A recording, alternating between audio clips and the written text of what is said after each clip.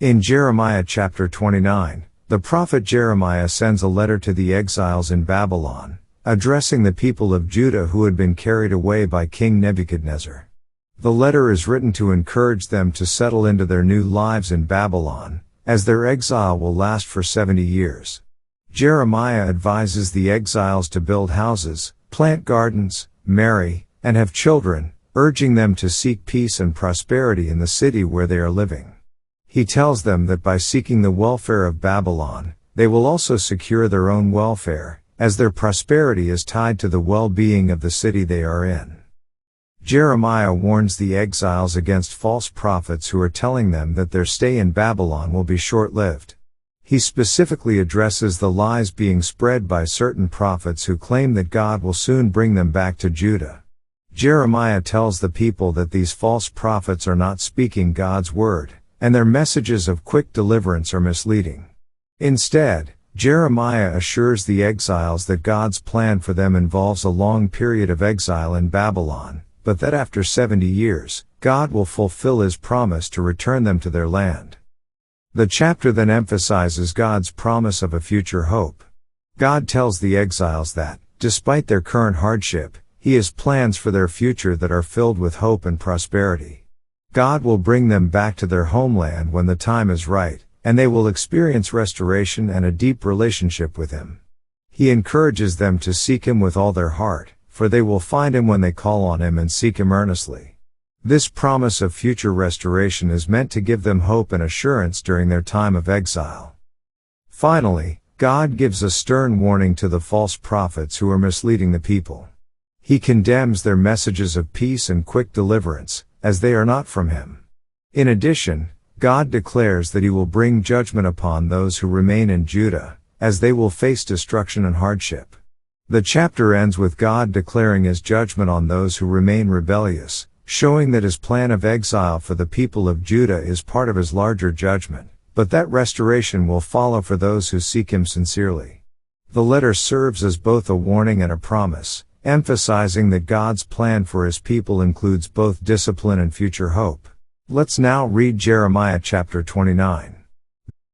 Now these are the words of the letter that Jeremiah the prophet sent from Jerusalem unto the residue of the elders which were carried away captives, and to the priests, and to the prophets, and to all the people whom Nebuchadnezzar had carried away captive from Jerusalem to Babylon. After that Jeconiah the king, and the queen, and the eunuchs, the princes of Judah and Jerusalem, and the carpenters, and the smiths, were departed from Jerusalem. By the hand of Elasah the son of Shaphan, and Gemariah the son of Hilkiah, whom Zedekiah king of Judah sent unto Babylon to Nebuchadnezzar king of Babylon, saying, Thus saith the Lord of hosts, the God of Israel, unto all that are carried away captives, whom I have caused to be carried away from Jerusalem unto Babylon.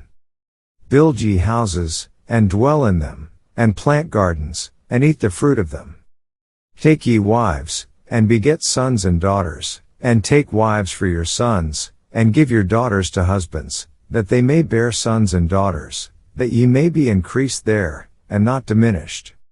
And seek the peace of the city whither I have caused you to be carried away captives, and pray unto the Lord for it, for in the peace thereof shall ye have peace. For thus saith the Lord of hosts, the God of Israel, Let not your prophets and your diviners, that be in the midst of you, deceive you, neither hearken to your dreams which ye cause to be dreamed. For they prophesy falsely unto you in my name, I have not sent them, saith the Lord. For thus saith the Lord, that after 70 years be accomplished at Babylon I will visit you, and perform my good word toward you, in causing you to return to this place. For I know the thoughts that I think toward you, saith the Lord, thoughts of peace, and not of evil, to give you an expected end. Then shall ye call upon me, and ye shall go and pray unto me, and I will hearken unto you. And ye shall seek me, and find me, when ye shall search for me with all your heart. And I will be found of you, saith the Lord, and I will turn away your captivity, and I will gather you from all the nations, and from all the places whither I have driven you, saith the Lord, and I will bring you again into the place whence I caused you to be carried away captive. Because ye have said, The Lord hath raised us up prophets in Babylon. Know that thus saith the Lord of the King that sitteth upon the throne of David, and of all the people that dwelleth in this city, and of your brethren that are not gone forth with you into captivity. Thus saith the Lord of hosts, Behold, I will send upon them the sword, the famine, and the pestilence, and will make them like vile figs, that cannot be eaten, they are so evil, and I will persecute them with the sword, with the famine, and with the pestilence, and will deliver them to be removed to all the kingdoms of the earth, to be a curse, and an astonishment, and an hissing, and a reproach, among all the nations whither I have driven them.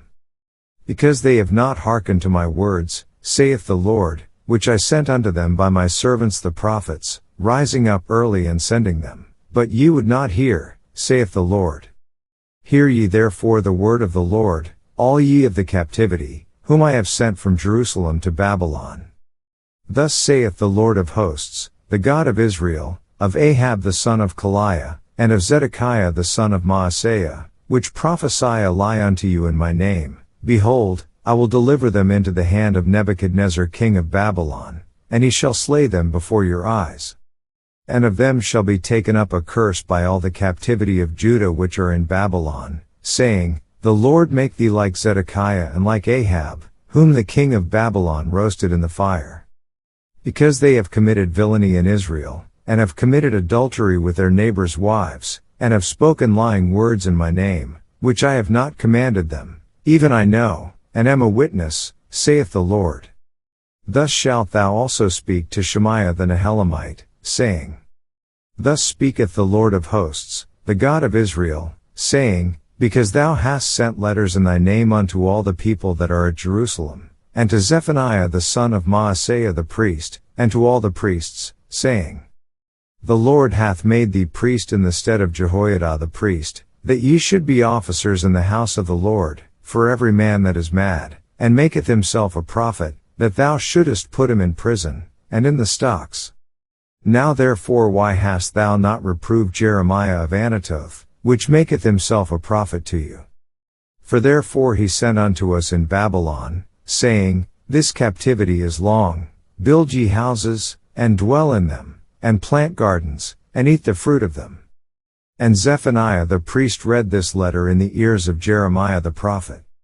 Then came the word of the Lord unto Jeremiah, saying, Send to all them of the captivity, saying, Thus saith the Lord concerning Shemaiah the Nehelamite, because that Shemaiah hath prophesied unto you, and I sent him not, and he caused you to trust in a lie. Therefore thus saith the Lord, Behold, I will punish Shemaiah the Nehelamite, and his seed. He shall not have a man to dwell among this people, neither shall he behold the good that I will do for my people, saith the Lord, because he hath taught rebellion against the Lord. This ends our reading of Jeremiah chapter 29.